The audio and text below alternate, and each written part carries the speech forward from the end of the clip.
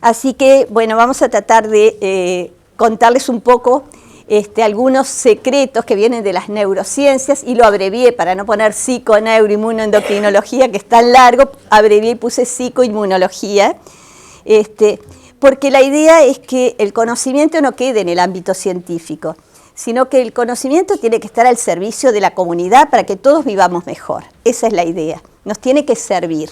Entonces, bueno, la idea es acercarles un poco estos conocimientos actuales, que en realidad empezaron en la década del 70, pero bueno, recién está llegando, para que nos ayude a tener herramientas para cuidar nuestra salud y para vivir mejor todos los días, que es la idea, ¿no? Así que, bueno, vamos a empezar con la charla. Nosotros nos preguntamos cómo nos constituimos y cómo llegamos a ser quienes somos. Porque nosotros tenemos una biología, tenemos procesos mentales, psicológicos, y tenemos también interacciones personales en los distintos ámbitos, afectos, y tenemos una personalidad que vamos desarrollando. ¿Cómo se va formando esto? Porque todos somos diferentes. Entonces hay que ver un poco esto, cómo se ha ido formando. Antes se pensaba que estábamos determinados por los genes. Hoy sabemos que no. Ya eso, yo soy así porque es genético, esto es hereditario. No, no es así.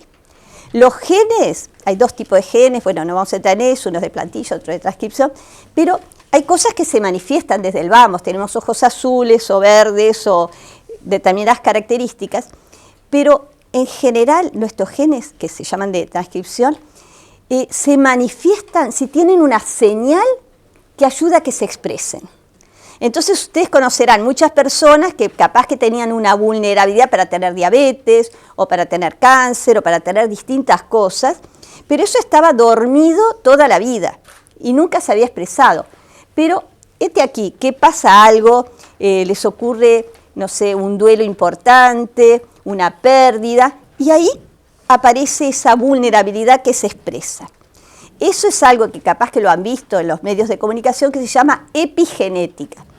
Es decir, que no estamos determinados por los genes, sino que hay vulnerabilidades, pero que pueden quedar dormidas toda la vida y no expresarse. Ahora, si tienen una señal, ahí se expresan.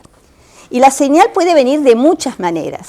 Puede ser una señal tóxica, por ejemplo, alguien que fuma mucho, eso es una cascada neuroquímica que da la señal para que esa vulnerabilidad se expresa. O puede ser alguien que se siente no querido o infeliz o está con problemas familiares o conflictos u otras razones, y eso es la señal para que eso se exprese. Eso es la epigenética, es decir, no estamos determinados por los genes y tampoco por las experiencias de infancia. Si alguien tuvo una infancia muy adversa, en un hogar muy disfuncional, eso no tiene que marcarlo de por vida. Lo predispone. Ahora les voy a contar algo de esto, las memorias, cómo funcionan.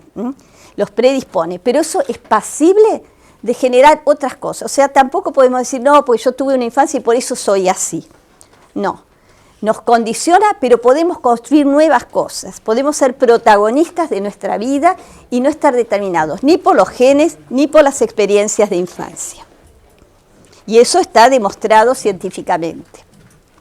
Así que lo que sabemos es que todo lo que vivimos, toda experiencia, ya sea biológica, por ejemplo, una luz, la naturaleza, una palabra que alguien nos dice, todo lo que comemos, todo lo que vivimos, produce cambios en nosotros. Cambios que son biológicos, son emocionales, y van a ver que cuando cambia el pensamiento, las emociones, también cambian las conductas, cambia nuestra relación con los demás, cambia lo social, está todo unido. Entonces, toda experiencia nos cambia. Incluso desde la muy temprana vida, el bebito que está en la panza de la mamá, el feto, tiene una barrera de protección, una enzima que lo protege de las sustancias que le libera la mamá cuando está estresada. Que ustedes habrán escuchado hablar del cortisol, una hormona del estrés. esa enzima lo protege para que no lo llegue. Pero hay un 10% de ese cortisol materno, de esa hormona del estrés, que llega hasta el feto y le genera una vulnerabilidad de expresar un gen, del CRH se llama, que pueden hacer más ansioso, con una predisposición a la ansiedad, por ejemplo. Quiere decir que ya desde la temprana vida estamos conectados con nuestro ambiente, en cuanto al oxígeno que la mamá le transmite, en cuanto a los nutrientes, pero también en cuanto a si la mamá está estresada o no está estresada. Eso llega también acá al feto. Así que fíjense que nosotros somos seres siempre en intercambio, siempre en comunicación con un ambiente. No somos una cosa que tiene un compartimiento y está encerrado en una cajita. Siempre el ambiente nos va conformando y nos va determinando. Y al cambiar la mente, al cambiar el cerebro, al cambiar la mente, cambia nuestra biología, cambia nuestras conductas. Hoy se sabe que nuestros pensamientos no quedan acá etéreos, sino que con cada pensamiento liberamos una cascada neuroquímica que ahora se la voy a contar. Entonces cambia todo nuestro organismo, cambia nuestras hormonas, cambia nuestro sistema inmunológico, nuestras defensas, y también cambia nuestras conductas. Con nuestros pensamientos cambia la manera en cómo nos relacionamos con los demás, cómo nos ven los demás. Todo produce efectos en todo el organismo. Y lo que se descubrió en la década del 70 es impresionante, y esto ha cambiado todo el concepto de salud. Y lo seguimos trabajando para seguirlo cambiando a nivel internacional. ¿Por qué? ¿Qué se descubrió? En los libros de medicina antes se sabía, y se estudiaba, que en el sistema nervioso estaban los neurotransmisores, por ejemplo. En el sistema endocrino, las hormonas, en el sistema inmune estaban los linfocitos, natural killer, un montón de otras células. Pero en la década del 70 los investigadores descubrieron que esas sustancias que eran propias de un sistema estaban en los otros. Entonces dijeron, ¿qué pasa? ¿Estas sustancias están también en los otros? ¡Qué extraño! Y eso es porque hay receptores como buzones para mensajes que vienen de unos y de otros, están todos comunicados. Y esto no es menor, porque antes cuando alguien se enfermaba de un tema hormonal o de un tema inmunológico, yo que sé, una enfermedad autoinmune o cáncer o cualquier psoriasis, cualquier enfermedad que esté implicada en el sistema inmune, o a nivel anímico, estaba con depresión o con ansiedad, se trataba únicamente el área y se hacía un diagnóstico de dónde se manifestaba el síntoma. Y resulta que los resultados no siempre eran a largo plazo. ¿Por qué? Porque había factores que incidían en cualquier enfermedad que se manifieste en cualquier área y que venían de las otras áreas. Fíjense, por ejemplo, nosotros hicimos en el año 95, acá en Uruguay, una investigación con 180 pacientes que tenían cáncer. Los 180 pacientes venían en los últimos 5 años con situaciones de estrés crónico. ¿Eso qué significa? Que venían durante 5 años liberando un montón de sustancias que disminuían la performance de su sistema inmunológico. Es decir, que algo que se manifiesta en un área repercute, la parte emocional, repercute también en las defensas. Y si eso no es diagnosticado y la persona solo hace quimio, hace radio, esto, y nadie ve qué le pasa a esa persona en su vida de todos los días, qué cosas le están afectando, esos factores operan en contrario. Entonces ahí tiene recidivas o recaídas.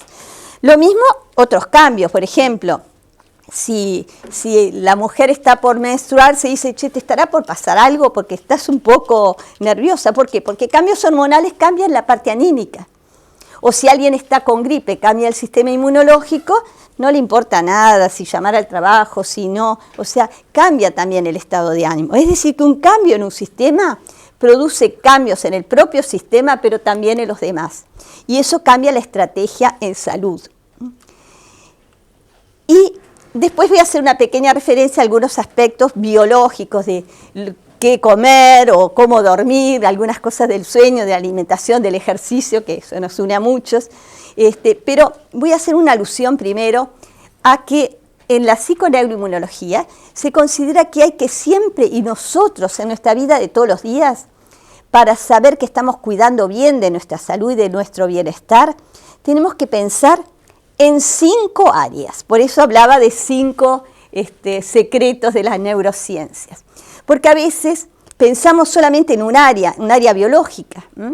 Yo una vez fui a una charla que había para pacientes que habían tenido un evento coronario y estaba re contenta porque decían qué importante es el comer bien y el horario de la cronobiología, en qué hora se come, el ejercicio y esto y lo otro, y fin de la conversación. La gente salía ahí pensando que durmiendo bien o comiendo bien ya era suficiente para no tener una recaída en un evento coronario, y no es así, porque lo biológico es un aspecto, pero también hay que ver nuestros pensamientos, que es la dimensión cognitiva. También hay que ver cómo es la parte emocional, cómo son nuestras relaciones, si estamos medianamente felices o infelices en la vida, cómo es nuestra vida de cotidiana. Y también lo socioecológico, cómo es nuestro hábitat, si tenemos contacto con la naturaleza, si estamos siempre a oscuras, factores económicos, culturales, hay muchas otras cosas que inciden. Y factores espirituales, y aunque no lo puedan creer, esto ya lo estamos poniendo en todas las historias clínicas, incluso en los hospitales, la dimensión espiritual. ¿Por qué? Porque si alguien perdió el sentido de vida, ya no tiene propósitos de vida, por mucho que vaya a yoga, por mucho que coma bien, no va a andar bien. El sentido de vida y el propósito de vida es algo que nutre todas las otras áreas. Porque si estamos con propósito de vida, con sentidos de vida, con valores que armonicen, eso hace que cuidemos las otras áreas. Entonces el sentido de vida lo ponemos hasta en las historias clínicas porque van a ver que esa carencia produce también respuestas de estrés. Y entre las necesidades emocionales hay algunas que son como básicas. Todos necesitamos sentirnos protegidos. En la infancia, los niños tienen hasta, se le dice una idealización, porque dice, va a venir mi papá, que es gigante, y me va a cuidar, y te va... O sea, pero todo el mundo tiene la necesidad de sentirse protegido. Pero eso no es suficiente. Todos necesitamos sentirnos queridos, sentirnos valorados, sentirnos reconocidos. Y piense cada uno de ustedes si eso no es algo que le afecta enormemente en la vida de todos los días. Si sienten que no fueron considerados, o no fueron queridos, o no son reconocidos. Es una necesidad humana básica. Se le llama polo especular de espejo, porque viene desde la temprana infancia, cuando el nene, por más que sea orejón, peludo, horrible, la mamá lo mira y dice, es el nene más divino del mundo y le brilla los ojos. Y eso hace a la autoestima, porque el chico dice, soy bárbaro, qué lindo que soy, qué bueno, cómo me quieren. Y eso es una necesidad básica. Y la otra es el polo gemelar, que es la relación de pares. Todos necesitamos, somos seres sociales, necesitamos estar con otros. Hay investigaciones científicas que muestran el impacto en la salud de la soledad. Hay muchísimas investigaciones que demuestran cómo eso afecta todo nuestro sistema inmunológico, nuestras hormonas, afecta todo. Entonces, el tener estas necesidades cubiertas es fundamental. Lo importante es saber que si alguien no tuvo el privilegio o la suerte de haber tenido estas necesidades satisfechas en la infancia, porque estuvo en un hogar muy disfuncional, eso no lo determina. Eso se puede habilitar otras experiencias posteriormente y eso sirve. Alguien que, tuvo un hogar donde no era reconocido. Me acuerdo una señora que decía, éramos un montón de hermanos, yo me escondía atrás de un sillón a ver si alguien se daba cuenta que yo no estaba y al final tenía que salir de mi escondite porque nadie se daba cuenta que no estaba. Su autoestima estaba así, era una de 1000, ¿no? Entonces, el sentirse querido y valorado es una necesidad que perdura toda la vida. Incluso cuando formamos parejas, piensen ustedes que muchas veces en la pareja se busca por momentos sentirse protegido por el otro y también proteger. Sentirse admirado, reconocido por el otro, pero también es necesario admirar algo del otro, reconocerlo. Y también está la experiencia de pares. Vamos a hacer esto juntos, sentimos lo mismo, algo parecido. O sea, son necesidades que perduran toda la vida.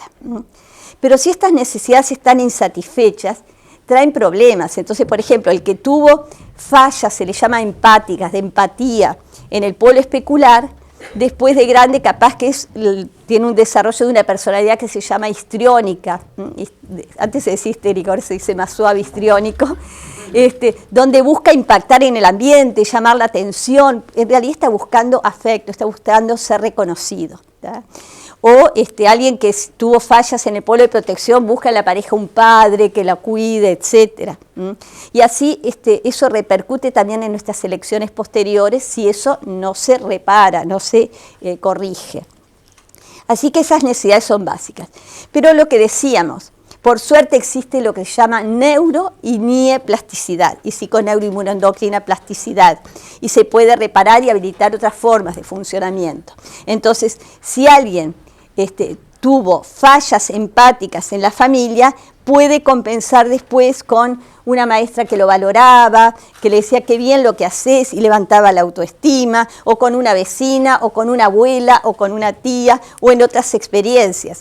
Es decir, que hay otros ámbitos que nos permiten compensar carencias que se puedan haber tenido. Y existe la plasticidad y toda la vida. Antes se pensaba que podíamos cambiar hasta cierta edad.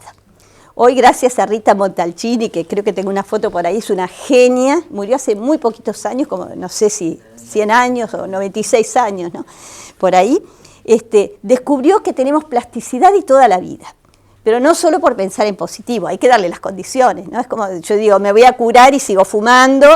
No, o sea, hay que darle las condiciones para que la plasticidad positiva opere. ¿Y qué es el estrés que tanto se habla? Porque todos hablamos de estrés. Y estrés no es solamente estar apurado.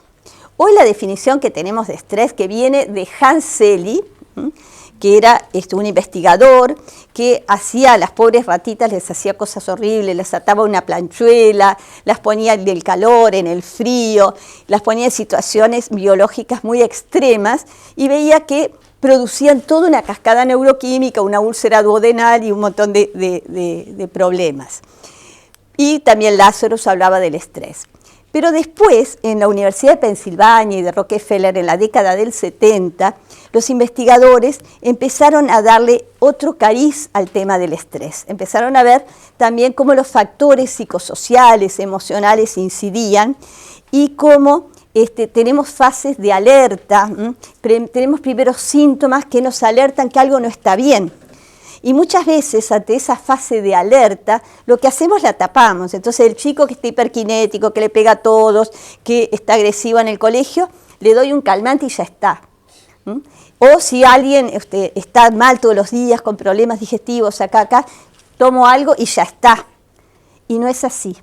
Porque si esa fase de alerta no nos sirve para hacer una revisión de lo que está pasando y tratar de cambiar aquello que está produciendo esos síntomas, eso va a volver a reaparecer y peor. Se llama fase de resistencia y después se llega a una fase de agotamiento.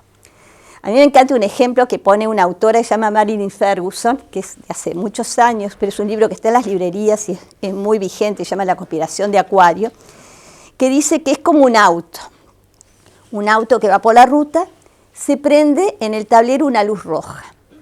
Está diciendo que algo está pasando. Entonces nosotros podemos hacer, como hacemos muchas veces en la vida, agarramos la luz, la tiramos y seguimos andando. ¿Qué les parece que va a pasar con ese auto?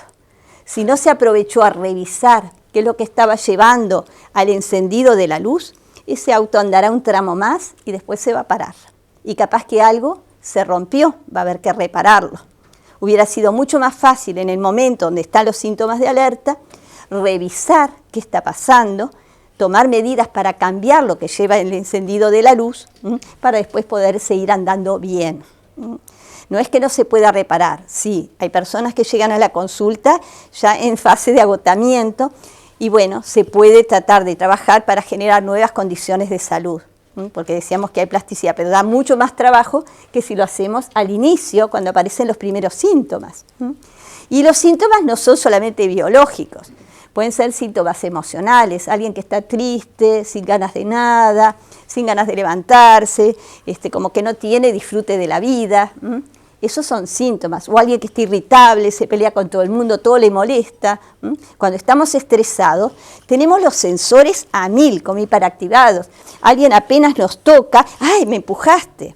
o veo una amiguita en el piso, ¡ay, parece que está todo sucio! O siento un ruido, ¡ay, esto es un estruendo! O sea, también tenemos hiperexcitados nuestros receptores y todo lo sentimos desmedidamente y también nuestras reacciones son desmedidas, que los demás nos dicen, che, ¿qué te pasa? ¿Por qué reaccionas así?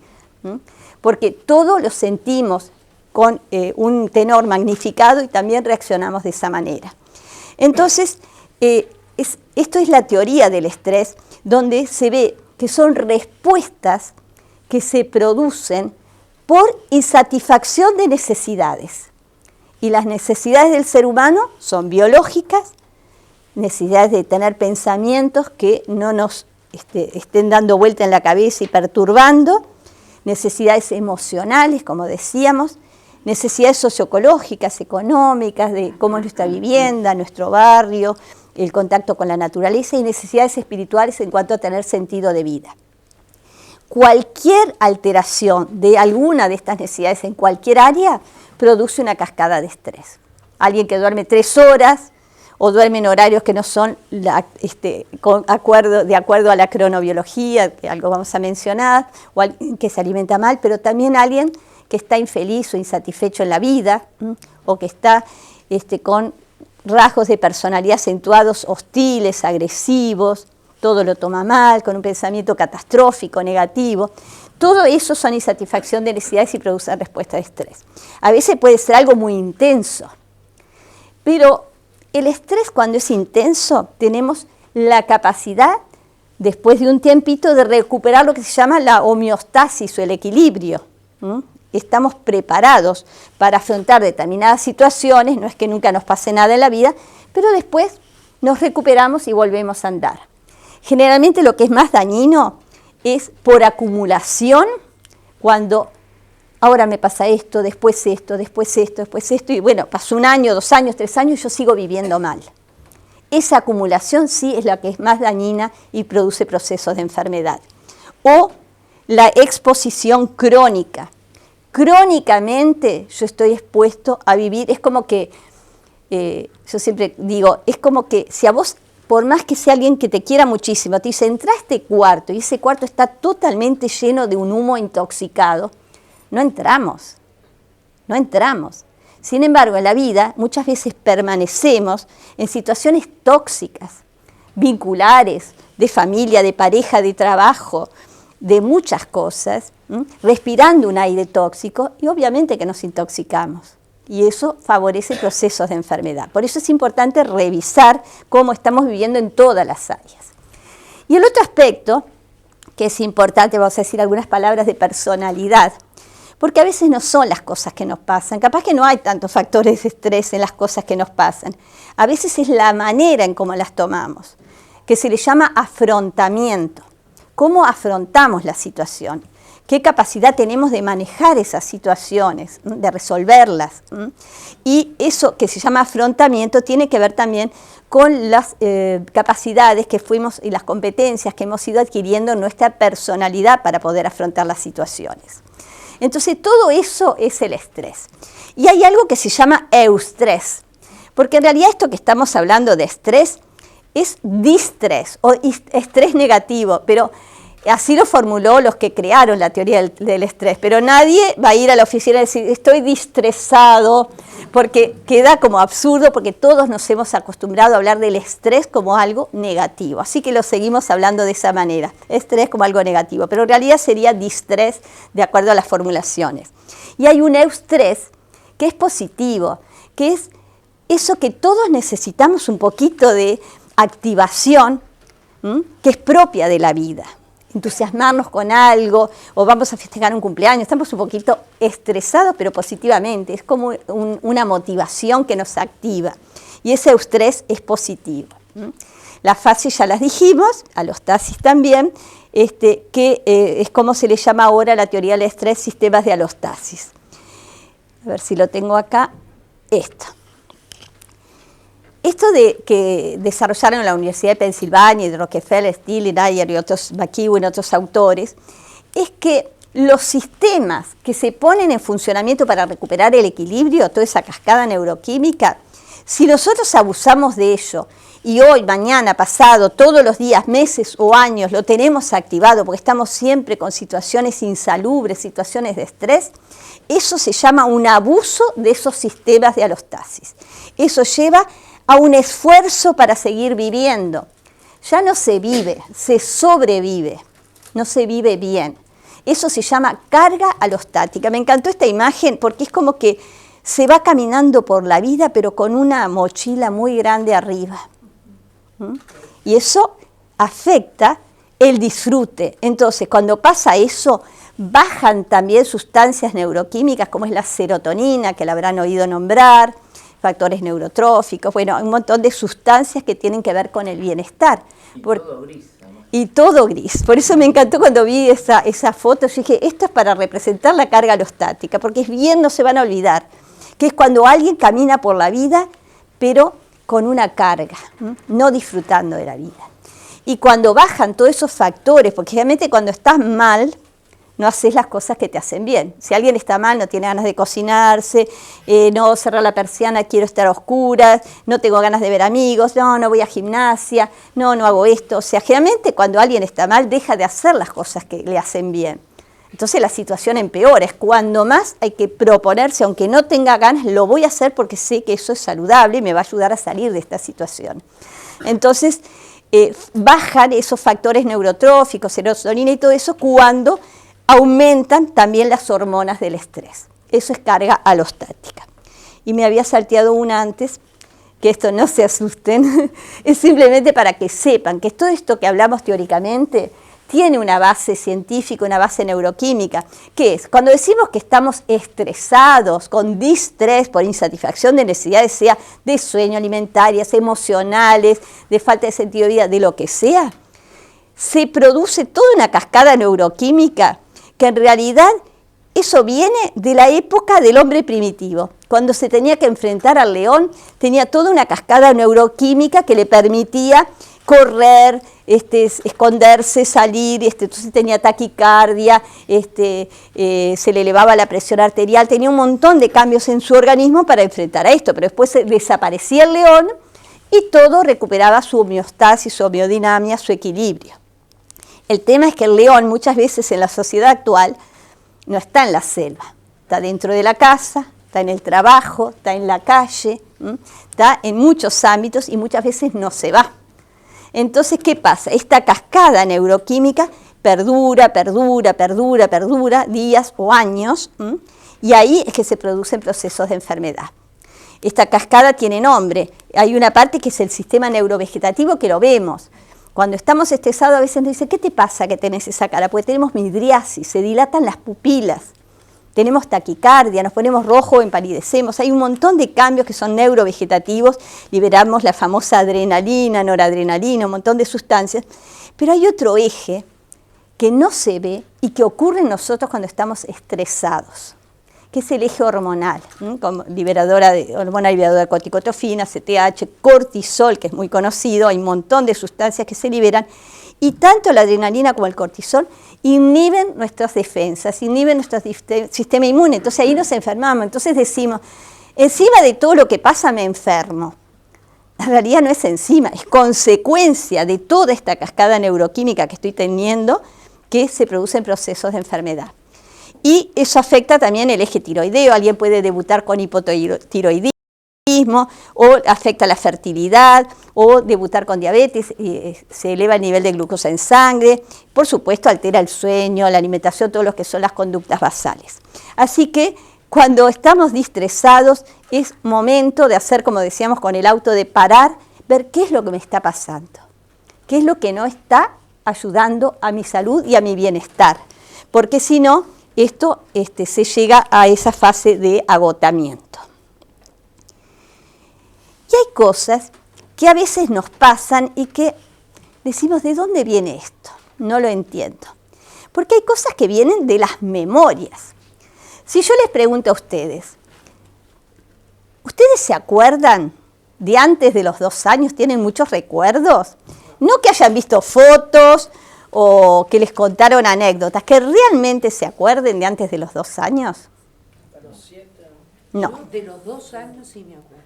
Desde los 2. Desde los 2, exactamente. Porque antes de los 2 no es posible. Y saben, por el oxígeno de nutrientes o el estrés materno, todo eso les llega.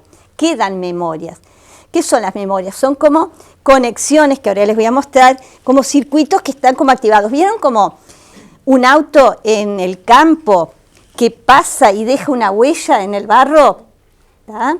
Deja una huella, eso es una memoria, una huella que facilita que si después vengo de vuelta con el auto, tengo tendencia a ir por el mismo lado. Y cuanto más veces paso, más honda es esa huella. Y más tendencia, cuando algo viene, a ir por ahí. Esas son las memorias, porque quedan, como se llama, facilitaciones psicofísicas de responder de esa manera.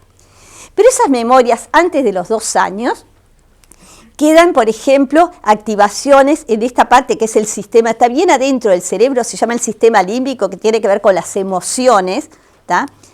Pero no está conectado con la corteza, que es donde nosotros procesamos los pensamientos. Entonces no podemos pensar qué es lo que nos está pasando. Ocurre, deja memorias, pero no lo pensamos porque no están maduras, se llama mielinizadas. La mielina es como una capita que cubre las conexiones de las neuronas y no están mielinizadas, empiezan a mielinizarse de a poquito hasta los 2 años. A los 2 años ya está conectado todo lo que es el sistema emocional, el sistema límbico está conectado con la corteza. Entonces ahí podemos pensar. Pero además ocurre algo que es maravilloso, el ser humano, cómo coincide la maduración biológica con la adquisición de determinadas habilidades que permiten continuar el desarrollo. Porque fíjense qué genial que también a los 2 años adquirimos algo importantísimo, que es el lenguaje. Quiere decir que nosotros, aproximadamente a los 2 años, tenemos esta conexión que va desde la parte emocional al pensamiento, para poderlo pensar.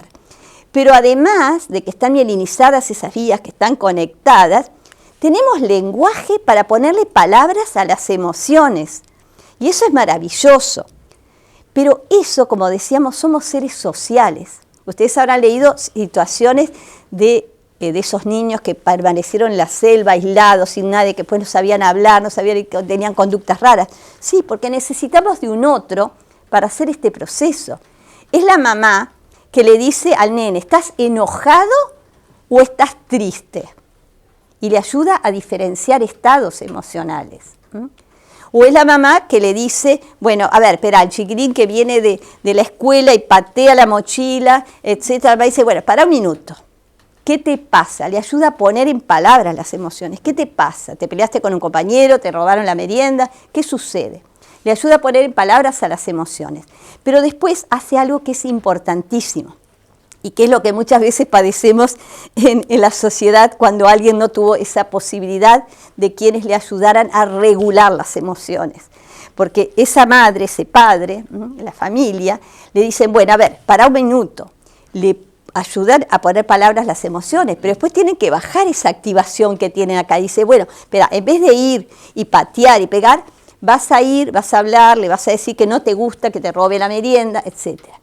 Cuando no se da ese aprendizaje de regulación de las emociones, es los trastornos de personalidad, que ustedes habrán escuchado trastorno border de personalidad, de personas que se hacen cortes o que hacen lo que llama acting out, hacen actos, o mucha gente que anda por la calle, se baja del auto, le da una trompada al que se le cruzó por delante, que no saben regular las emociones, porque no tuvieron la posibilidad de una heteroregulación, de un aprendizaje de regular las emociones, no tuvieron quien les enseñara, entonces quedan tan invadidos por emociones adversas que de alguna manera lo tienen que descargar, porque no tuvieron posibilidad de regulación emocional. Entonces, a veces, en las cosas que nos pasan en la actualidad, pueden estar operando o incidiendo aprendizajes tempranos que no hubo y que producen reacciones. Pero eso se puede cambiar, porque fíjense que acá es una figura de un recién nacido. Las conexiones de las neuronas son poquitas. Acá a los 3 meses hay más, acá a los 15 meses, acá a los 2 años, y así seguimos a medida que vamos viviendo, hay cada vez más conexiones y arborificaciones dendríticas, etc. Entonces, fíjense que si alguien vive algo Y esta cantidad de conexiones y arborificaciones están sobre todo en la amígdala cerebral, no la de la garganta, que es una zona del miedo, de la ansiedad. Esta persona va a reaccionar con explosión, va a reaccionar mal.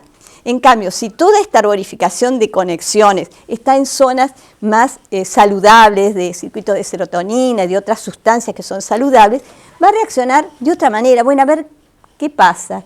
Decime, hablame, vamos a hablar. O sea, va a reaccionar de otra manera. Quiere decir que cada etapa se funda en la que le antecede. Por eso, lo primero que hacemos es interrumpir que si esto está en una zona del miedo, de la ansiedad, de la hostilidad, interrumpir que no se siga dando esa situación y aprender a funcionar de otra manera y que esta arborificación se dé en zonas más saludables. Por eso decimos que cada etapa se funda en la que le antecede. Hay memorias bioemocionales que están incidiendo, pero decimos, eso se llama metaplasticidad, es como estamos, pero eso se puede cambiar.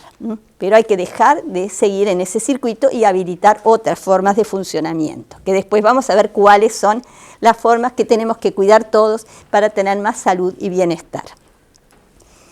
Cuando yo decía que existe la plasticidad, hay un señor que se llama Donald Hebb, un científico, que a él le debemos el nombre de lo que llamamos redes hebbianas, que el otro día en el tenis lo estábamos hablando con unas compañeras, porque es algo que nos pasa todos los días, y que está bueno para tenerlo en cuenta en nuestra vida de todos los días, porque es algo que nos ayuda a entender muchas de las cosas que nos pasan. Redes hebbianas es porque este señor observó, también hubo otro en Polonia, pero el paper llegó primero el de él y se le puso el nombre de él, que dice que cuando dos neuronas se activan juntas, se conectan. Y si eso se repite, establecen más lazos más grandes, se engrosan las dendritas y se llaman memorias a largo plazo. Por ejemplo, les voy a poner un ejemplo. Un niño que está en la casa y de repente siente pasos. Ahí se activan neuronas auditivas. Ve una corbata roja, neuronas visuales, y siente miedo. Se activa la amígdala. Eso queda conectado, la visión con el oído y con la emoción.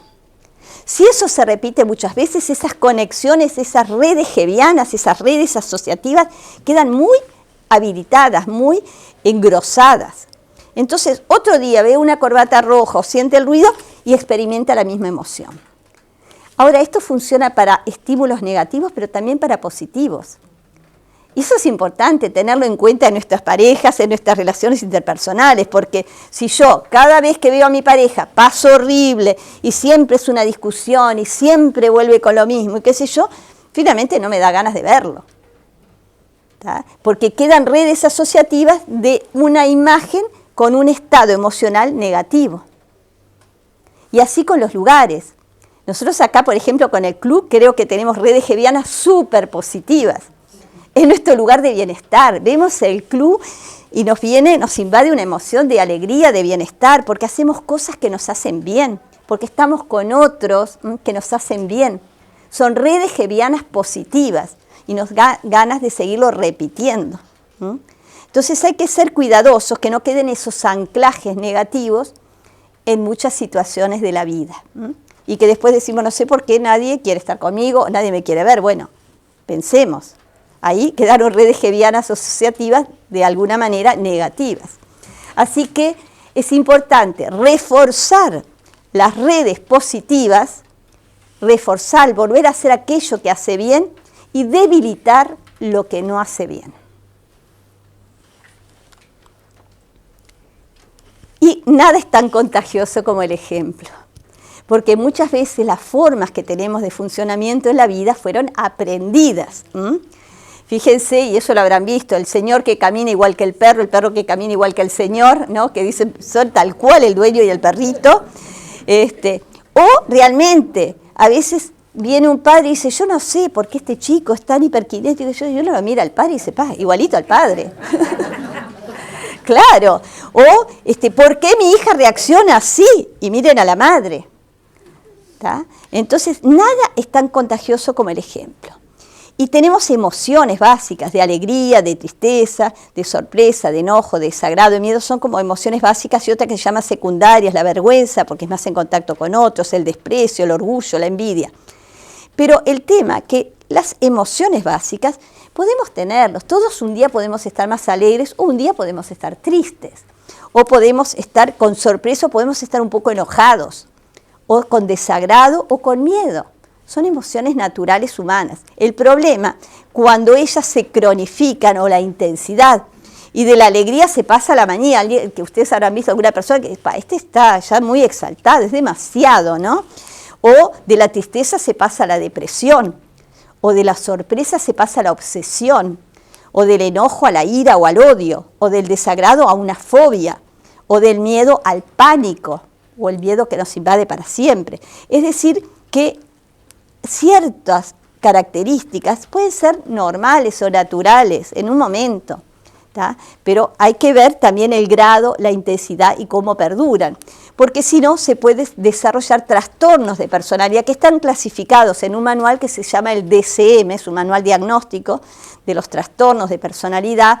Entonces se clasifica el grupo raro, que es el A, que vieron los que tienen psicosis, que tienen una ruptura con la realidad, o el B, que son más histriónicos, más border, lo que decíamos que tienen, se expanden en el ambiente, se hacen cortes o buscan llamar la atención, o el grupo C, que son muy temerosos, ansiosos, ya son trastornos de personalidad. Hay psicopáticos también, que más vale no encontrarlos porque siempre te van a hacer creer que el culpable sos vos, ¿no? Lo que es la psicopatía. Obsesivos, bueno, hay muchos trastornos, pero esos trastornos ya ocasionan malestar y tienen que ser tratados, pero si no, pueden aparecer pequeños rasgos de personalidad, que todos acá tenemos algunos. Algunos pueden tener rasgos más obsesivos, son re meticulosos y tienen todo perfectísimo. Otros pueden tener rasgos más histriónicos y buscan siempre llamar la atención. Todos nos arreglamos un poco, tenemos rasgos histriónicos. O sea, puede haber pequeños rasgos de personalidad, pero eso es natural y todos los tenemos y nos hacen a la vida. Ahora, hay algunas tipologías psicológicas que se ha comprobado científicamente que independiente de otros factores, ya por sí solas favorecen una enfermedad. Por ejemplo, en cardiología se consideran factor de riesgo independiente del sedentarismo, independiente del fumar, independiente de otros, ya por sí solos favorecen tener un episodio cardiovascular, la personalidad que se llama de tipo A. Es a veces alguien que tiene su empresa, que siempre tiene nuevos desafíos, se enoja y tiene una personalidad hiperactiva, con urgencia, con preocupación y es un poco hostil. Esa es personalidad de tipo A. Pero después se vio que había gente que tenía eventos coronarios y no era de esas características. Y ahí se definió la personalidad de tipo D, que es la persona que se traga todas las cosas, se traga las emociones, no las expresa. Acá está Jorge, que es cardiólogo y conoce bien de esto, que están los dos tipos de personalidad. El que se traga las emociones, ¿qué pasa? Quedan las necesidades insatisfechas, porque nadie es adivino para saber lo que está necesitando. Si no lo dice, entonces no se puede discernir estrategias para satisfacer esas necesidades, porque no las expresa, se las traga. Y eso le lleva a ansiedad y a depresión y a eventos coronarios. En el cáncer se vio mucho la sobreadaptación, las personas que siempre se postergan en pos de los demás y nunca es amor a los demás como a sí mismo. A nosotros mismos también nos tenemos que satisfacer y querer. Hay muchos trabajos científicos sobre depresión y cáncer, sobre inhibición de emociones. Bueno, hay muchos estudios sobre tipos de personalidad que se relacionan, sobre todo por la cascada esta del estrés que yo les mostré, con enfermedades. Pero algo que apareció en el Instituto Psicosomática de París hace muchos años y se investigó y se vio que es común en general a todos, como un factor altísimo de riesgo, es lo que se llama la alexitimia. Alexitimia es no tener palabras para las emociones. Cuando alguien no dice lo que siente, eso es un factor de riesgo enorme, porque eso lleva por un camino directo a la insatisfacción de necesidades. Porque si vos no decís lo que necesitas, no decís lo que te pasa, no decís lo que sentís, es más difícil que lo puedas satisfacer, porque el otro ni se entera. Entonces, la alexitimia es un factor de riesgo importantísimo en todas las enfermedades. Entonces, hasta ahora la vida puede dejar huellas, pero ahora que ya somos todos adultos, tenemos que ser nosotros que dejemos las huellas en la vida. Tenemos que ser protagonistas de nuestra vida. ¿Y qué significa eso? Saber lo que elegimos, pero también lo que no elegimos. Saber lo que elegimos y lo que no elegimos. Entonces, ¿cómo armamos nuestro estilo de vida? Acuérdense que tenemos que tener en cuenta estas 5, por eso decimos 5 secretos, estas 5 áreas, porque alguien dice, yo atiendo todo esto, comer, dormir, caminar, hacer ejercicio, bárbaro. Con eso solamente no es suficiente para el bienestar y la salud. Ahí se vio ahora hay en Netflix una película que muestra lo de la longevidad, los secretos para la longevidad. Espere que se me fue esto. Y ahí aparece la parte emocional, la parte social, el estar con otros, el sentido de vida, el propósito de vida, porque no basta solamente con lo que se come o con lo que se duerme o el ejercicio. Hace falta otras cosas. Hay personas que tienen lo que se llama la mente invasora, la mente inquieta, que está continuamente con una mente que no da descanso. Entonces, eso tampoco es bueno, con pensamientos catastróficos, todo va a salir mal, nadie me quiere, el futuro es horrible, ideas catastróficas sobre sí mismo, sobre los demás, sobre el mundo, o aspectos psicoemocionales de problemas de vínculos con todo, o lo que se llama, como este señor acá, se llama personalidad saturada, porque el estilo de vida actual a veces nos lleva a tener 1000 cosas que hacer al mismo tiempo, el mismo día, y es como una saturación. Incluso a veces hay un libro que se llama El yo saturado, que está muy bueno, de Kenneth Gergen, es un sociólogo, que está bueno porque cuenta, que dice inclusive un fin de semana. Ay, qué bueno, tengo el fin de semana, todo el día para mí. Bueno, ya que tengo el día libre, voy a ir a las 8 a llevar al perro al lavadero, a las 9 a la ropa, no sé dónde, a las 10 al carpintero, a las 11, y empieza una serie de tareas. Y lo que aparecía como una libertad de disfrute de todo un día empieza a estar marcado por cosas una tras de otra y a una sensación de falta de libertad, de falta de opción. Eso se llama personalidad saturada, porque hay como una saturación por las exigencias que compiten entre sí, los compromisos que compiten entre sí. Y eso es propio del siglo XXI. Entonces, y la dimensión socioecológica, que también con la urbanización y las ciudades muchas veces nos hemos alejado un poco de la naturaleza, ahora lo vamos a ver, y la dimensión espiritual. Entonces vamos a ver en concreto algunos tips para cada una de estas áreas. En la dimensión biológica hay que tener en cuenta todas estas áreas, cómo es nuestro sueño, cómo es nuestra alimentación, la eliminación, que nunca se habla, pero es muy importante, cómo es el ejercicio y la relajación. La eliminación nos damos cuenta cuando estamos mal, porque ahí aparece alteraciones o de constipación o de diarrea. Es porque el 70% de las células intestinales son nerviosas. Se le llama el intestino el segundo cerebro. Y hoy se está desarrollando muchísimo el análisis de la microbiota, porque la microbiota, según sea más saludable, son todos esos gérmenes que tenemos en el intestino, y es importante que tenga un montón, una variedad de gérmenes y salud, y que sea, porque eso es saludable para la salud y favorece que no haya inflamación. Y se está viendo que en casi todas las enfermedades hay factores inflamatorios, hay células inflamatorias, incluso en las enfermedades mentales como la esquizofrenia, y bueno, en casi todas las patologías se está estudiando mucho lo que es la inflamación. Entonces, la alimentación hay que cuidarlo, y la eliminación, el ejercicio, hoy consideramos que es conducta basal. ¿Qué quiere decir? Que son básicas para la vida, porque el sedentarismo lleva un montón de patologías que ponen en riesgo la vida. Entonces, el ejercicio es muy importante, porque ahora realmente tenemos la vida que nos ayuda a estar muy cómodos, porque estamos con el control remoto. ¿Quién se mueve a buscar el plato? Porque levantarme de acá todo con el control remoto y no nos movemos. El hombre primitivo tenía que ir, cortar leña, ir a buscar agua al arroyo, caminaba mucho, porque no hace falta tener un gimnasio, podés caminar para no ser sedentario, ¿tá? Entonces, pero se ha visto que hoy tenemos una vida muy sedentaria y eso pone en riesgo la vida también, porque hay enfermedades que ponen en riesgo la vida. Y la relajación también, porque con el estrés del siglo XXI y la vida actual, tenemos que tener momentos de descanso, de escuchar, no sé, el sonido de los pájaros, el ruido del agua de un arroyo, escuchar el silencio, que nunca es silencio. Si uno se pone a escuchar el silencio, escucha un montón de sonidos de la naturaleza. Pero eso relaja nuestro sistema nervioso, que si no siempre está hiperactivado, y eso es un factor de riesgo también para la salud. Higiene del sueño. Algunos tips: horarios regulares atendiendo la cronobiología. Hoy se vio que eso de las lechuzas y que no, yo duermo de día porque soy así, no.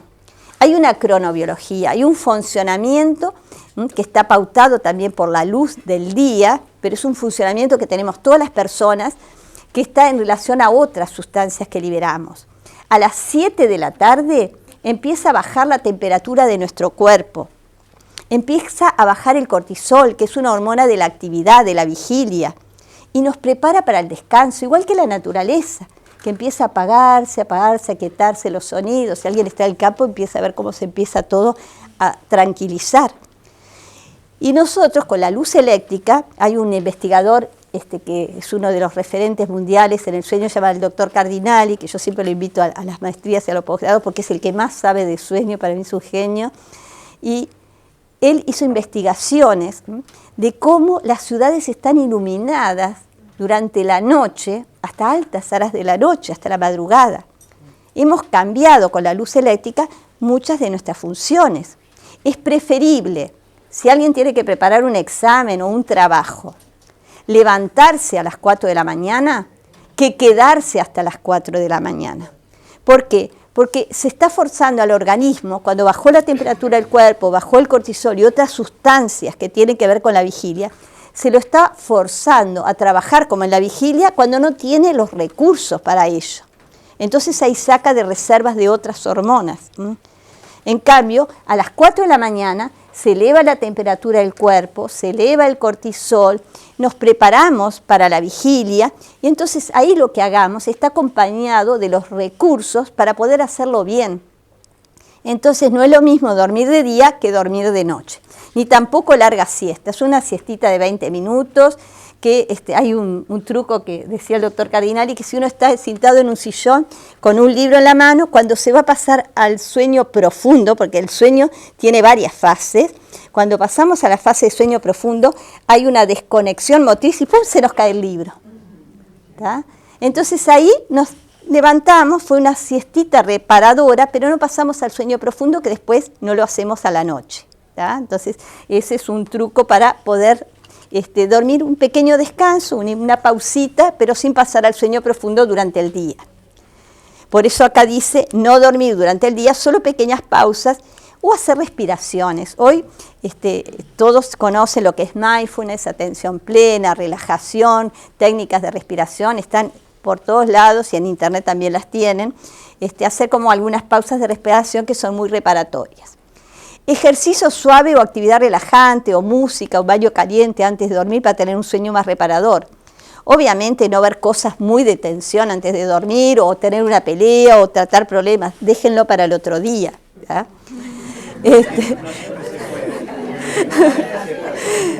Procurar, estos son tendencias.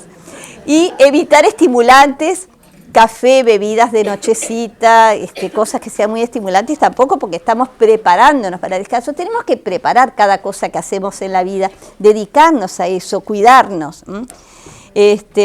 No irse a dormir con hambre, ni comer en abundancia demasiado antes de acostarse. Y por supuesto, el cuarto tiene que ser reparador, no tiene que haber luz, porque aunque estemos, fíjense ustedes, si ahora yo les digo a todos que cierren los ojos un minuto. estoy segura que todos ven que hay como luz. Pónganse la mano, tápense los ojos. ¿Ven la diferencia? Quiere decir que la luz atraviesa el párpado. Entonces, si en los dormitorios lo tenemos llenos de naves espaciales, con las luces del televisor, las luces de esto, tenemos un montón de estímulos que nosotros, mientras dormimos, los tenemos que procesar, porque todo estímulo que llega a nuestro sistema nervioso, hacemos trabajar a nuestro sistema nervioso para procesar ese estímulo. Entonces no lo dejamos descansar cuando tiene que descansar. Entonces el cuarto tiene que estar a oscuras, sin ruidos, sin ruidos y cómodo, confortable la cama, una temperatura confortable, porque si es muy caluroso, es una dificultad respiratoria. Eso es un trabajo también para nuestro sistema nervioso que recibe una señal de alerta, que no hay comodidad para el dormir. Y si alguien no se puede dormir, no quedarse en la cama. No quedarse en la cama. Se levanta, se sienta y después vuelve a la cama para descansar. Hace una relajación, respiración, trata de parar la cabeza, la mente inquieta, y de esa manera se van cumpliendo las fases del sueño, que tenemos una fase de sueño más profundo y después un periodo de la noche que es cuando soñamos. En realidad hay muchos periodos de sueño y no siempre nos acordamos de lo que soñamos. En general, un poco las teorías actuales es que nos acordamos cuando algo nos perturba. Generalmente soñamos aquellas cosas que nos preocupan durante el día, aparecen de alguna manera bajo otra forma, porque es bajo el registro del inconsciente, pero tiene que ver con las temáticas que nos preocupan durante el día y aparece bajo otra forma. Bueno, pasemos a otro rubro de los tips. A ver, ¿qué esto? ¿Por qué no me gira? ¿Se me trancó? A ver acá. Ahí. Nutrición. Bueno, nutrición, acá tenemos una nutricionista de psiconeuroinmunología, así que no me voy a adentrar mucho. Algún día le pedimos que nos dé una charla para todo el tema de nutrición. Hablaste de microbiota y apareció ella. Y apareció ella, que es especializada en microbiota y nutrición y todo eso. Pero bueno, en principio, cosas que todos sabemos: disminuir el consumo de azúcares, de grasas saturadas, de alimentos industrializados, de hidratos de carbono refinados como las harinas, todo esto, ¿no? Ya todos lo sabemos, que no son alimentos saludables, y aumentar frutas, verduras, alimentos integrales, omega 3 a través del pescado, legumbres, semillas, alimentos antiinflamatorios como el jengibre, por ejemplo, que es o la cúrcuma, que son antiinflamatorios. Bueno, esto da pie para una charla específica sobre nutrición, que lo haremos en algún momento, y tener mucho consumo de agua. Agua, que no es lo mismo que bebidas gaseosas, agua. En la eliminación, acordarnos que nuestro cuerpo tiene que eliminar, porque a veces se llega ya en las últimas. Y lo mismo, hemos hecho biopsicoeducación en las escuelas, que permitan a los niños salir de clase e ir al baño, porque es una necesidad que muchas veces en las escuelas también se ha descuidado, ¿tá? Y lo que es la salud intestinal, como decíamos hoy, cuidar, porque nuestros alimentos ayudan a la microbiota, todo lo que es el consumo de probióticos y algunos alimentos que ayudan, los yogures, todo eso que ayudan a nuestra flora intestinal. Todo eso, como decimos, lo podemos desarrollar en otra charla porque es muy largo el tema. Y el ejercicio, esto acá, bien por todos los que estamos acá en general, que hacemos ejercicio, porque segregamos serotonina, noradrenalina, dopamina, endorfinas, mejora el humor, hay más oxigenación, nuevos vasos sanguíneos, hay más sinapsis, conexión de las memorias, y en el hipocampo, que es la zona de la memoria, favorece la memoria el ejercicio. Y también favorece la inmunidad. Hubo una investigación que se hizo en el Clemente Estable, que ponían unas ratitas, unas en una jaulita quietitas, y otras tenían una calecita. Las que estaban en la calecita de noche tenían mucho mejor defensas y el sistema inmunitario que las que estaban quietitas. Entonces el ejercicio tiene un montón de beneficios. Todo lo contrario del sedentarismo, que es un factor de alto riesgo de muchas enfermedades. Y la relajación, como decíamos, en el estrés del siglo XXI, tenemos que buscar momentos de relajación, momentos de mindfulness. Mindfulness, que es atención plena. Es decir, y no saben lo bien que uno se siente cuando uno logra tener atención plena. Porque, por ejemplo, si ustedes van a un médico y la secretaria dice, no, está muy atrasado, van a tener que esperar. Uno puede esperar de dos maneras, mirándole, ¿cuándo me va a tocar? Y va a estar media hora con una cascada neuroquímica de tensión y de estrés. O uno puede tomar la decisión. Eso se llama flow, elegir. Que yo elijo, me quedo, pero si me quedo bien y no liberándome. Pero el tener atención plena en las cosas que hacemos te da un bienestar. Si yo estoy hablando con alguien, estoy hablando con alguien. Yo decidí dedicar ese rato a hablar con alguien. No puedo estar con mi cabeza pensando en otra cosa, porque para eso le digo, mira, ahora no puedo y me ocupo de otra cosa. ¿Tá? Pero tengo que estar con atención plena. El bienestar que dar está en atención plena en cada cosa que elegimos hacer, es espectacular. Estamos acá, estamos porque elegimos estar acá y atendemos este rato, después decidimos hacer otra cosa, hacemos otra cosa. Eso se llama mindfulness o atención plena. Y hay investigaciones que se hicieron justamente en la sede del Dalai Lama, en Dharamsala, que se hicieron investigaciones con un grupo de neurocientíficos y se vio los beneficios que eso tiene en la performance de vida, en la longevidad, en el sistema inmunológico. Hay un montón de beneficios justamente por quienes hacen esa meditación, para llamarlo de alguna manera, una meditación en cuanto a estar conscientes del momento presente. Eso trae todo un estado de relajación y de bienestar para todo el organismo. Y no es necesario ir a un lugar para hacerlo, todo lo podemos hacer en nuestra casa o cuando simplemente estamos frente a la naturaleza, compenetrándonos, escuchando sus sonidos, disfrutando de ese rato. Pero por lo menos hacerlo algunas veces en el día, algunos momentos. Hay ejercicios también de relajación muy fácil. Alguien está en medio de una oficina o está empezando a elevar el tono en una discusión. Uno puede decir, espera un momentito, voy un momentito al baño y ya vengo. Y en ese momento en el baño se relaja. Hay un ejercicio que es mover la cabeza. Tan despacito, pero tan despacito para un lado y para el otro, que si hubiera alguien vigilándome, no se da cuenta que me estoy moviendo. Eso obliga a tener la atención centrada en el movimiento, impide estar pensando en otra cosa. Porque a veces podemos salir a caminar, pero estamos, dale con la cabeza, y vuelvo de caminar agotado, pero no por el caminar, sino por la mente. Entonces, el deporte lo bueno que tiene, que realmente tenés que concentrarte, si no la pelota te pasa para otro lado. ¿tá? Entonces realmente no podés estar pensando en otra cosa y estar jugando. Entonces hay determinadas cosas que obligan a que nuestra atención esté centrada en el aquí y el ahora, en el momento presente y no en el pasado recordando todo lo que pasó o en el futuro que todavía no ocurrió, capaz que eso que estoy pensando y preocupado no ocurre nunca. Y estuve perdiendo mis momentos del presente en esa situación. Y bueno, los pensamientos, directamente hay creencias que si nosotros terminamos determinadas creencias, eso incide en nuestra forma de personalidad. Lo que yo piense o sienta no importa. Si esa es una creencia que lo que yo sienta o piense no importa, eso me va a llevar a tener una personalidad sumisa, adaptada a todo lo que quieren los demás, porque lo mío no importa. O si yo tengo que la creencia de que todos se van a aprovechar de mí, tengo que yo imponerme, y bueno, eso va a llevar a una personalidad agresiva. Si yo tengo una creencia, mirá, todos se quieren aprovechar de mí, eso me va a llevar a una personalidad que se llama pasivo-agresiva, porque aparece todo bonito y de repente salta con la hostilidad. ¿tá? Son personas que se sacrifican por todos, pero mirá cómo me pagan, yo que hago todo por todos los demás y mirá ahora. Eso se llama pasivo-agresivo. Entonces, nuestras creencias determinan también cómo va a ser nuestra personalidad.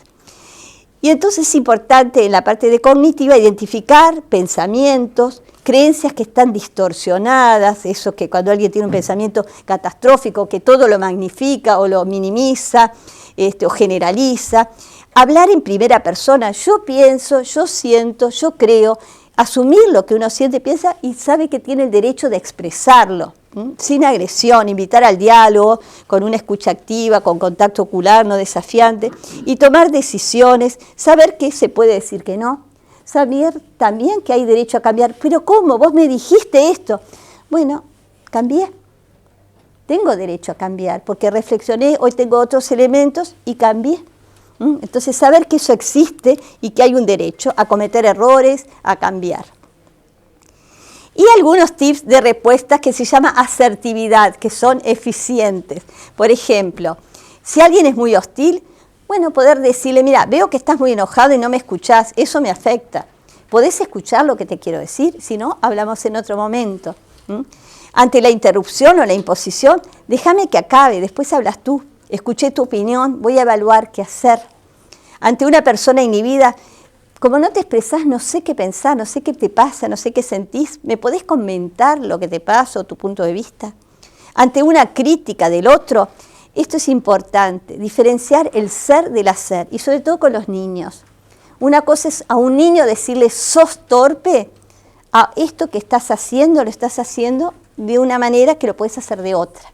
Porque uno alude al ser, soy torpe, y otro al hacer. El hacer se puede modificar y se puede aprender a hacerlo de otra manera. El ser ya hace a la identidad y a la autoestima. Entonces también eso entre adultos, entre amigos, una cosa es decirle, sos tal cosa, otra cosa, actuaste mal en esta oportunidad, en esto que hiciste, y no sos. Esa diferencia es importante. Ante discrepancias, bueno, siempre una estrategia que esta es más conocida, sobre todo a nivel empresarial, que es el banco de niebla, por ejemplo, decir, bueno, en parte tenés razón, pero también podríamos pensar tal otra cosa. Entonces, empezás primero bajando la guardia del otro, bajando su defensa como para que pueda escucharte realmente en lo que vos le agregás. Te propongo pensarlo, volvemos a hablar. Bueno, hay una serie de tips para, y también saber expresar lo positivo. A veces nos olvidamos de expresar lo bueno. Esto me gusta, esto que hiciste, es muy valioso, te agradezco. Muchas veces eso se omite, el agradecimiento.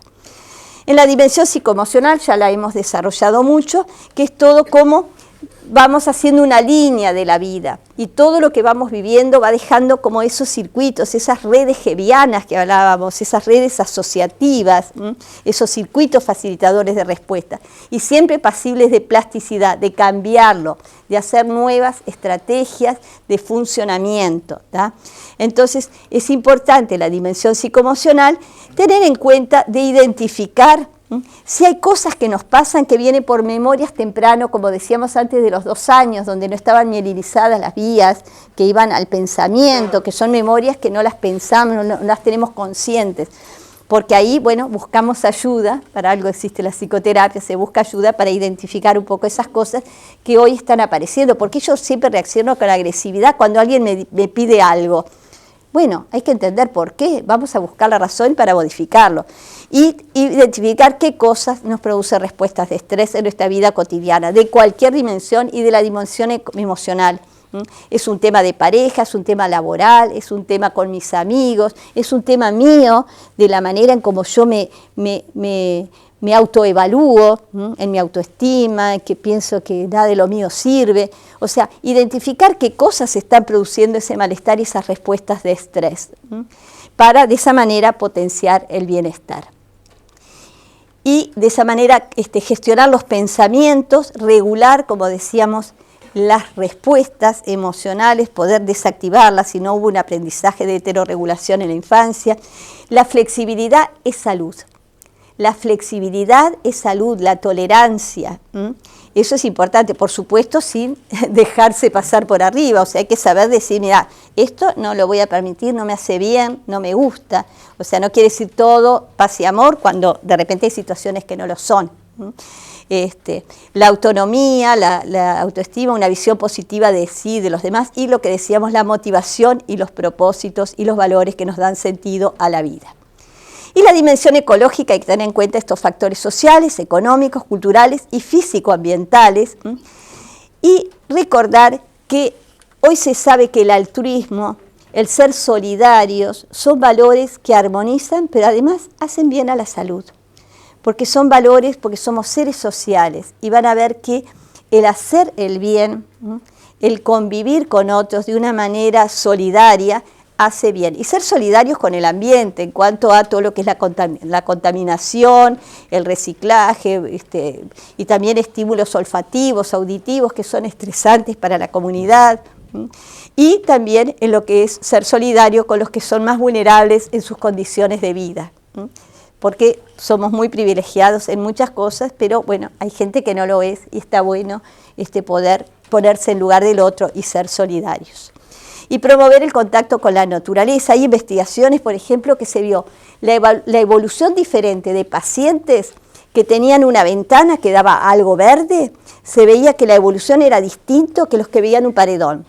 Las enfermeras que tienen un patiecito con unas plantas, es como les relaja y después están menos irritables, tratan mejor a los demás, entre ellos y a los pacientes, que si están siempre a mil y no tienen ningún espacio de respiro.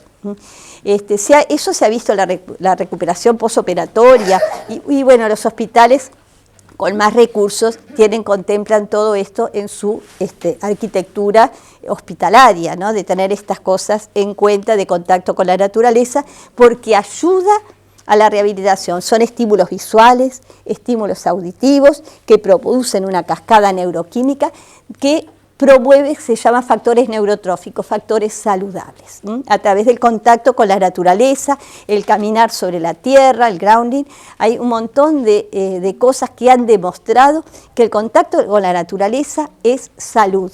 Y todos lo experimentamos, porque cuando nos vamos de un fin de semana para afuera, como que salimos de la ciudad, ya nos sentimos diferentes, ya vemos el cielo, es como que nos cambia nuestro estado de activación. Y la dimensión espiritual, que acá yo les contaba lo de Dalai Lama, que están ahí con los neurocientíficos que hicieron estos estudios de ver qué se producía en el cerebro, le ponían una serie de aparatos para investigar y para ver qué sectores se activaban, qué sectores neuronales, con emociones negativas, o viendo una película de paz y amor, o viendo una película de guerra, qué pasaba en nuestro cerebro. Entonces, todas estas investigaciones vieron cómo hay un mejor funcionamiento con motivaciones, con valores, con una armonía interna y con el entorno. Hay menor envejecimiento neural, mejor performance de memoria, mayor resistencia a la sensación del dolor. Quiere decir que nuestros sentidos de vida, nuestros propósitos y nuestros valores también tienen una cascada neuroquímica. Entonces, para terminar, tenemos que muchos factores inciden en nuestro funcionamiento. Como decíamos, inciden nuestras memorias que fuimos gestando a lo largo de la vida, que quedan circuitos facilitados, que hoy se llevan el nombre de redes Hebbianas asociativas, que es algo que lo usamos para la vida de todos los días, pero también hay factores actuales que hay que identificar, que todos vayan hacia la salud y nuestras expectativas.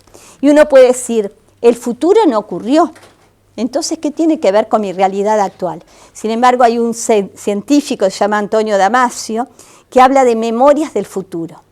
Dice que nuestras expectativas futuras están presentes en el presente, porque liberamos sustancias. Si tenemos una expectativa negativa de algo que va a pasar negativo, estamos liberando sustancias y generando memorias. Y si es positivo, lo mismo.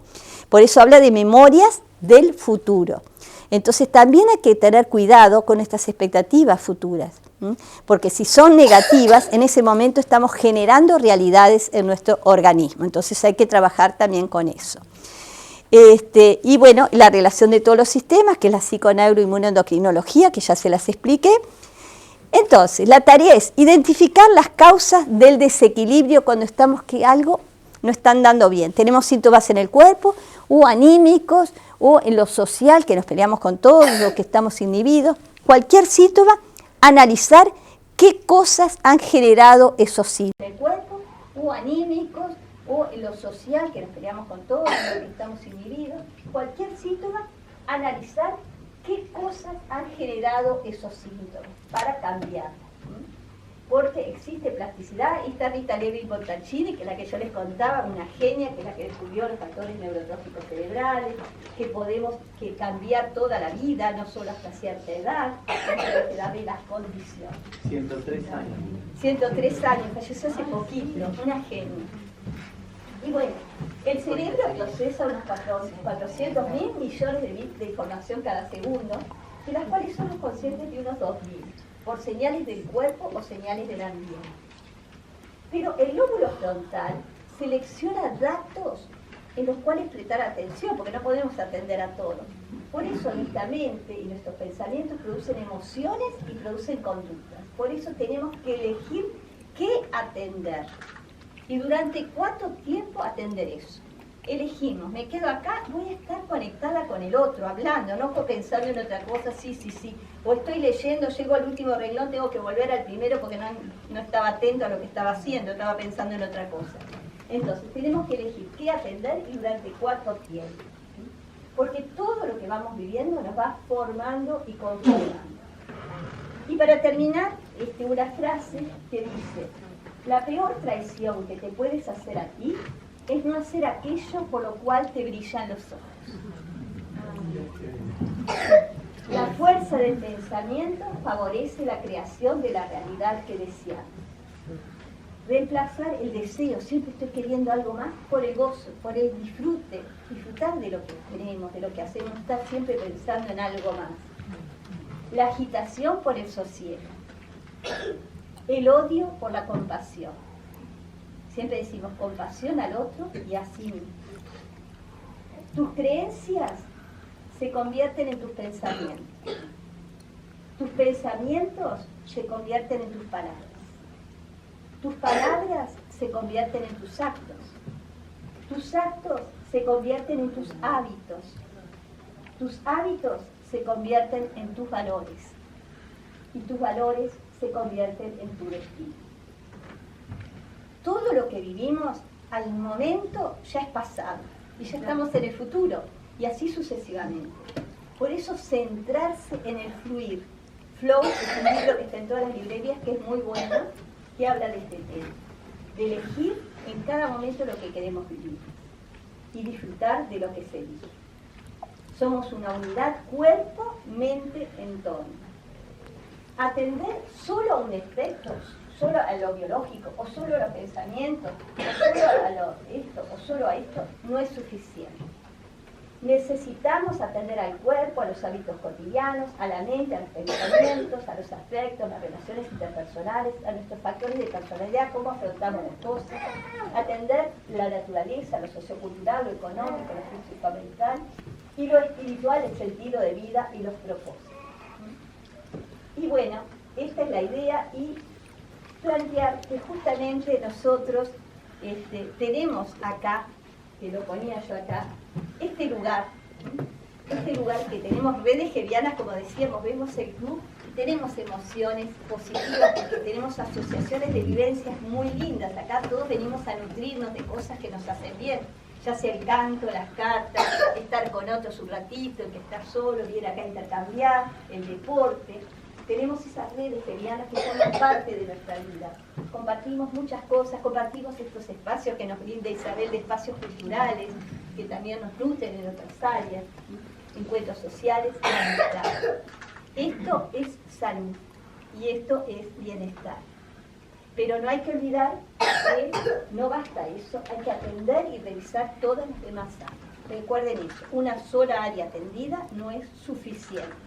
Entonces después nos llevamos sorpresas como, si yo hacía todo bien, iba a yoga, hacía esto y lo otro, sí, pero hay determinadas áreas, mi malestar cotidiano, mi vínculo de pareja, o con mis hijos, o en el trabajo, o mis pensamientos, eso no era acorde a lo saludable. Por eso hay que revisar todas las áreas, una sola no es suficiente. Y bueno, esto son algunos libros, pero en realidad más así con palabras más comprensibles está de motivación y salud, pero los otros son más, un poco con un lenguaje un poco más científico, para los que lo manejan, les puede aportar algo. Y si no, ahí el Centro Humana, que dice ahí, tenemos, que es el Instituto de Formación de la Sociedad Uruguaya de Psiconeurología, tenemos, si ustedes se suscriben al canal de YouTube, hay un montón de videos, y hay muchos que son muy comprensibles en lo que manifiestan. Pueden entrar, ver esos videos en forma gratuita, y en el blog de la web hay algunos artículos un poquito más de perinatalidad, de embarazo, de distintas cosas, de distintos temas. Bueno, muchas gracias.